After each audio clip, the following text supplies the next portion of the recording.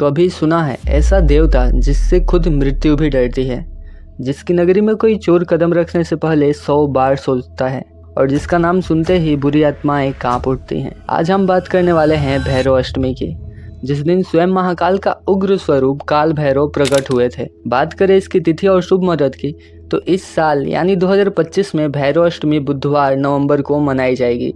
अष्टमी तिथि का आरंभ 12 नवंबर की सुबह से होगा और समाप्त अगले दिन प्रातः तक रहेगा। यानी इस पूरी रात्रि भैरव पूजन, जागरण और भक्ति का विशेष महत्व रहेगा। कहा जाता है जो साधक इस रात्रि जागरण करता है और भैरव नाम का जप करता है, उसके जीवन से हर भय, हर संकट धीरे धीरे समाप्त हो जाता है। तो चलिए जानते हैं क्यों मनाई जाती है भैरव अष्टमी। कथा शुरू होती है सृष्टि के आरंभ से, जब एक बार ब्रह्मा जी और भगवान विष्णु में यह विवाद हुआ कि सृष्टि में सबसे बड़ा कौन है। दोनों में बहस बढ़ी और तभी वहां प्रकट हुए महादेव शिव, और इस बीच उनके मध्य में एक अग्नि स्तंभ प्रकट हुआ और महादेव ने कहा, आप दोनों में से जो भी इस अग्नि स्तंभ का ओर या छोर पता लगा लेगा वही सबसे बड़ा और सर्वपूज्य होगा। विष्णु जी नीचे की दिशा में गए और ब्रह्मा जी ऊपर की दिशा में। विष्णु जी बहुत दूर जाकर भी अंत ना पा सके। वो लौट आए और बोले, मैंने इस परम तत्व का अंत नहीं देखा। पर ब्रह्मा जी अहंकार में बोले, मैंने देख लिया।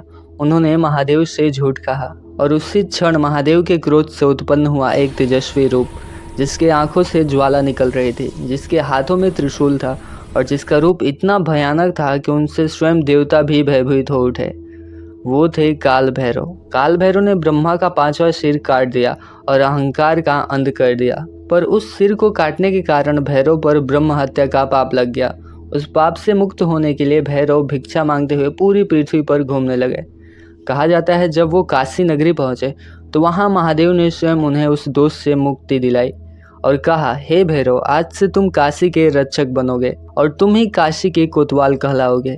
तभी से काशी में काल भैरव को कोतवाल बाबा कहा जाता है। कहा जाता है जब तक काशी आने वाले भक्त पहले बाबा भैरव का दर्शन नहीं करता, उसके काशी आने का पुण्य अधूरा रहता है। अब बात करें कि आपको इस दिन क्या करना चाहिए जिससे आपकी सारी मनोकामनाएं पूरी हो सके।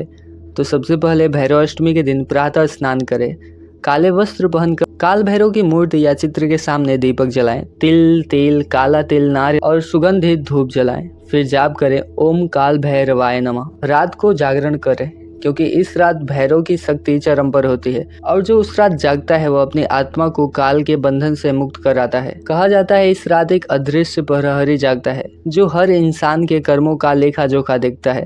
अगर हम सच्चे मन से भक्ति करें तो वह प्रहरी हमारी रक्षा करता है, पर अगर हम पाप, छल या अधर्म में डूबे हों तो वही प्रहरी हमें सजा भी देता है। लेकिन ये बात बहुत कम लोग को पता है कि भैरव सिर्फ विनाश के देव नहीं है, वो न्याय के देव हैं। वो हर अन्याय का अंत करते हैं और हर साधक को सत्य मार्ग की ओर ले जाते हैं। इसलिए इस दिन सिर्फ पूजा नहीं, अपने भीतर के अंधकार को भी जलाना जरूरी है। अहंकार, झूठ और भय, यही वो 5 सिर हैं जिसे हमें खुद काटना है।